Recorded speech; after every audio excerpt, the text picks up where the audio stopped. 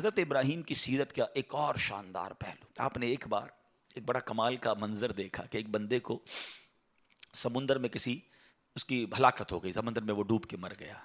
مچھلیوں نے کھایا اس کی باڈی کو، تھوڑی دیر بعد اس کی لاش سمندر کے کنارے پہ آئی، تو پھر جانوروں نے کھایا، اس کے بعد دیکھا کہ پرندے آئے، پرندوں نے بھی اس کی باڈی سے کھایا۔ آپ کے ذہن میں خیال آیا کہ یا اللہ، یہ بندے کو قیامت کے دن تو کیسے اٹھائے گا؟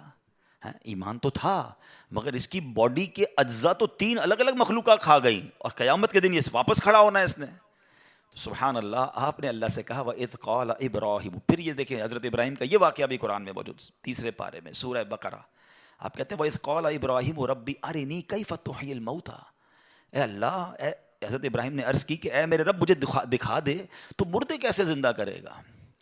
ارشاد ہوتا ہے قَالَ أَوَلَمْ تُؤْمِنْ، اے ابراہیم تو ایمان نہیں لایا، تجھے یقین نہیں؟ قَالَ بَلَىٰ وَلَكِنْ لِيَطْمَئِنَّ قَلْبِي، اے اللہ ایمان لایا ہوں، مجھے یقین ہے، مگر میں ذرا دل سے دیکھنا چاہتا ہوں اور قرار آ جائے، میں عین الیقین چاہتا ہوں، میں اس کو مزید دیکھنا چاہتا ہوں۔ قَالَ فَخُذْ أَرْبَعَةً مِّنَ الطَّيْرِ، قرآن کہتا ہے رب نے فرمایا کہ اچھا 4 پرندے لے، فرمایا اس کو اپنے ساتھ ہلا لے، اپنے ساتھ مانوس کر لے، پھر ان کا ایک ایک ٹکڑا پہاڑ پر رکھ دے، منہن جزءا ثم ادعوہن یاتینک سعیا، فرمایا پھر انہیں بلا، وہ تیرے پاس چلے آئیں گے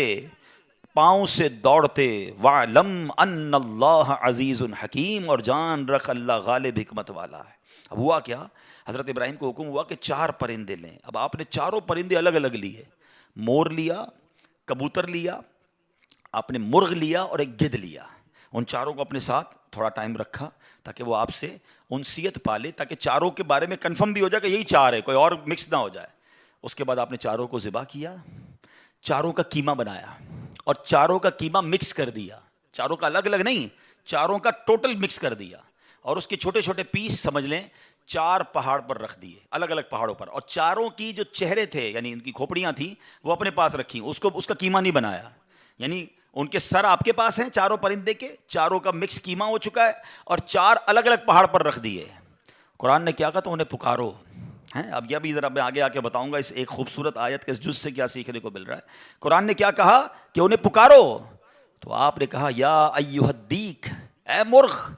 یا ایتھا الحمامہ، اے کبوتر، یا ایھا النسر، اے گدھ، یا ایھا الطاؤس، اے مور۔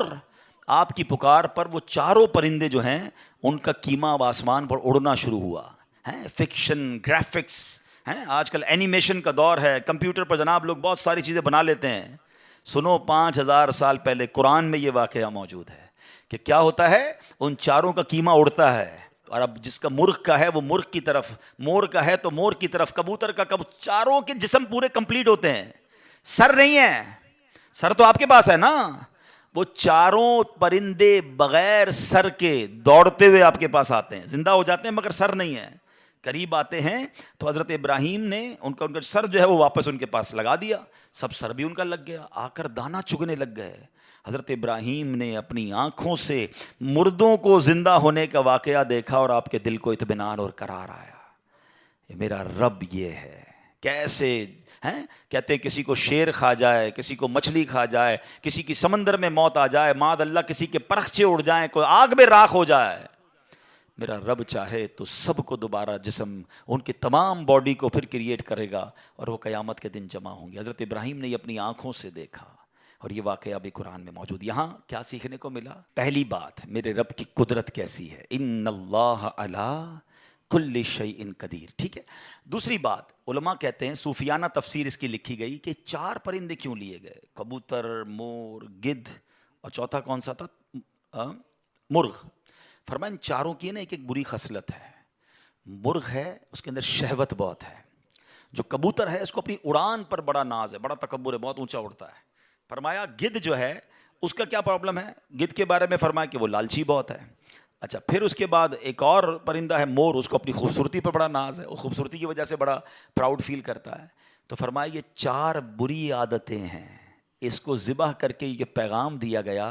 کہ اگر تم بھی اپنی اونچی اڑان، اپنے اونچے مرتبوں، اپنے اونچے مقام کا تکبر چھوڑ دو، اپنی خوبصورتی پر گھمنڈ کرنا چھوڑ دو، ہوس اور شہوت کے بعد اپنے آپ کو بچا لو، لالچ کر کے دنیا کے بال کے پیچھے بیڑا غرق اپنا نہ کرو، اگر ان عادتوں کو ذبح کر دو تو اللہ آج بھی تمہارے دل کو زندہ فرما دے گا۔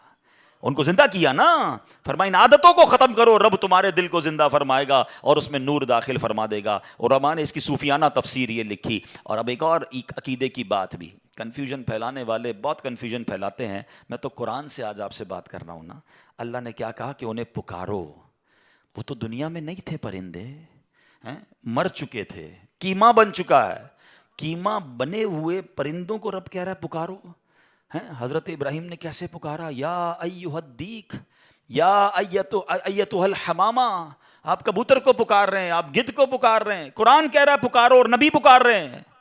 آج کسی کو نہ جانے یا رسول اللہ سے پرابلم ہو جاتی ہے، کسی کو یا غوث پاک سے یا پرندوں کو پکار رہے، قرآن کہہ رہا ہے، تو اس کا مطلب دنیا سے اگر کوئی چلا بھی جائے تو اس کو پکارنے میں کوئی خدا نہ خواستہ پرابلم نہیں ہے۔ اللہ سمجھ کے تھوڑی پکارتا ہے کوئی، اللہ کے بندے سمجھ کر ہی پکار رہے ہیں نا، اللہ کی مخلوق سمجھ کر پکار رہے ہیں۔